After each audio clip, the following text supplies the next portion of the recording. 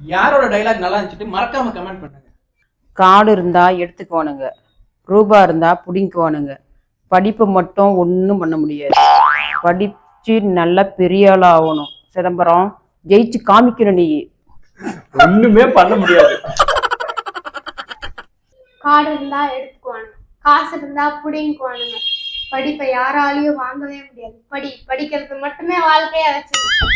காடு இருந்தால் எடுத்துப்பானுங்க, ரூபா இருந்தால் பிடிங்குவானுங்க, ஆனால் நம்மக்கிட்ட படிப்பு மட்டும் எடுத்துக்கவே முடியாது சிதம்பரம்.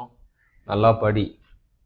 நீ அவனுக்கு எதுக்குன்னு நினச்சின்னா நல்லா படித்து ஒரு நல்ல பொசிஷனில் உட்காரு.